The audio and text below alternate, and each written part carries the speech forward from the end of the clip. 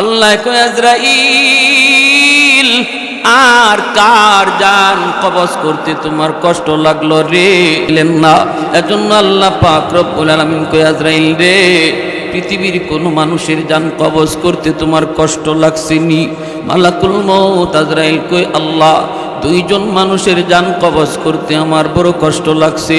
আমার তো কষ্ট লাগার কথা না, কারণ আমার ডিউটিটাই তো হলো আমি জল্লাদ। জল্লাদের চোখ দিয়ে কোনোদিন পানি আসে না। হাজারো মানুষকে ফাঁসিতে ঝোলায় যেই জল্লাদ, এই জল্লাদের চোখ দিয়ে কোনোদিন পানি আসে না।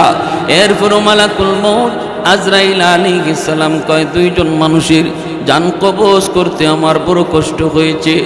একজন হলো সাদ্দাদ। সাদ্দাদ এতদিন পর্যন্ত মনের মাধুরী দিয়ে একটা ঘর বানাইল গো মালিক। ও মালিক, তার শেষ ইচ্ছাটা পূরণ করার সুযোগ দিলে তোমার অসুবিধা কি ছিল? ও আল্লাহ, মরণের পরে তো সে জাহান্নামেই যাবে, কিন্তু দুনিয়াতে তারে এতটুকু সুযোগ তুমি দিলা না। তার তৈরি জান্নাত তুমি তারে দেখার সুযোগ দিলা না। তার জানটা কবজ করতে আমার কষ্ট লাগছে।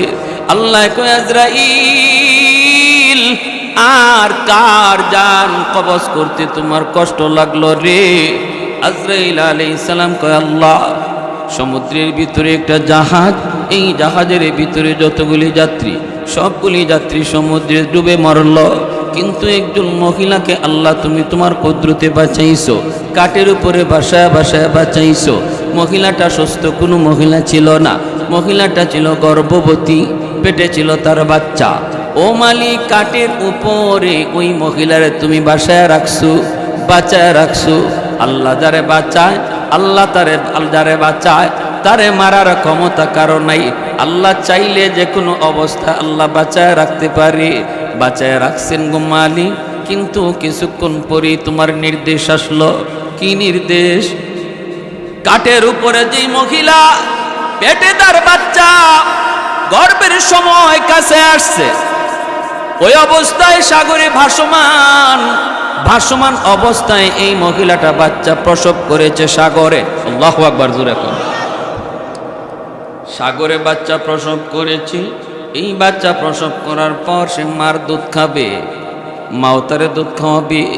কিন্তু মালিক, ওই মুহূর্তে তুমি নির্দেশ দিয়েছ আজরাইল, বাচ্চা মায়ের বুকে দুধ লাগানোর আগে আগে মার জানটা কবজ করো। ও মালিক,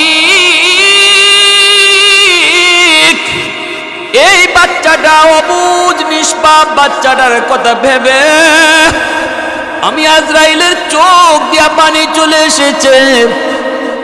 আমি নিরুপায় হয়ে গেছি মালিক। অবুঝ বাচ্চাটাই নিষ্পাপ, অবুঝ বাচ্চাটার কি হবে? এই পৃথিবীতে যার পাশে কেউ নাই, ছিল একমাত্র মা, সাগরের উপরে কাটে ভাসমান। মার জানটাও যদি কবজ করি, এই মাকেও সে আর পাইল না। মায়ের দুধ খাওয়ার কথা, দুধও পান করার সুযোগ পাইল না। এই কথাটা ভেবে আমার চোখ দিয়ে পানি চলে আসলো। ভাইয়েরা, বন্ধুরা, পৃথিবীতে কত মা আছে এমন রে যুবক, প্রসব করার সময় মা প্রসব যন্ত্রণা সইতে না পেরে ইন্তেকাল করে দুনিয়া থেকে বিদায় হয়। আল্লাহর নবী কই, যেই মা প্রসব বেদনার সময়, প্রসবের সময়, সন্তান ভূমিষ্ঠ হওয়ার সময় যেই মা মারা যাবে কষ্টের কারণে, আল্লাহ পাক আমার আপনারা জিহাদের ময়দানে শহীদ হওয়ার সমান সব আল্লাহ ওই মাকে দান করে। প্রসবের যন্ত্রণা শুধু মা জানে, মা জানে, মা জানে।